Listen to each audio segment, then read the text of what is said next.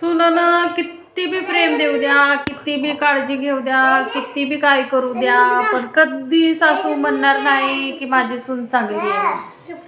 हे तर परंपरा निघालेली आहे, परंपरा. सून भलं तिच्या पायावर रात दिवस पडून का राहीना, तिचे पाय दाबून तिच्या पायाचा पुरून हे का करणार, पण सून कधीच लेकीची जागा खात नाही. हे बरोबर आहे बघा, ही पिढीन पिढी सांगितलेलं आहे आणि सगळ्याला म्हणजे असं हे काय म्हणतात ना, पिढीच आहे, सगळी पिढीच आहे. सासूला बोल किती प्रेम द्या, किती प्रेम द्या, तिला लेकीची जरा बी भावना म्हणजे संभावना बी वाटून तेवढं का, पण ती सासू कधीच माय बनत नाही, कधीच. बरोबर आहे का नाही. माझं कोण असं म्हणजे कोण माझ्या बरोबर म्हणजे ह्या कमेंट करून सांगा की मी जे काय बोलले ते बरोबर आहे का नाही.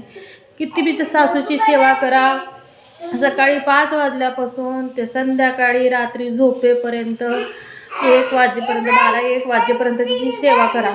पण किती बी काम केल्यामध्ये एवढी का होणार तुमची चूक, ती काढून दाखवणारच.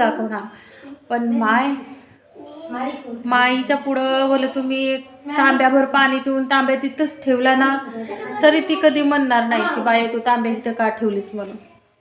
खरं माईचं प्रेम तर माईच असते, ती माईच असते, सासू ती सासू असते. पण म्हणतात की माईने जन्म देऊन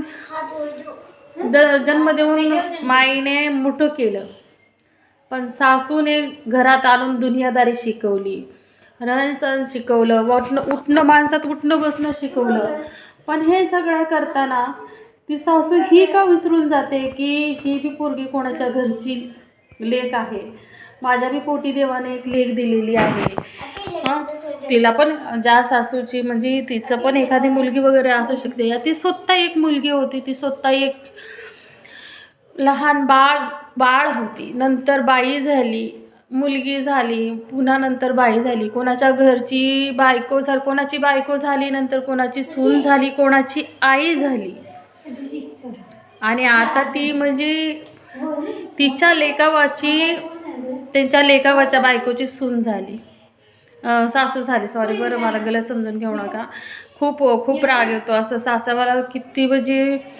किती बी तुम्ही प्रयत्न करून सासूची सेवा करा, पण सासूनं काहीतरी एक खोट काढून त्या घरामध्ये भांडणं लावणं हे गरजेचंच असतं बघा.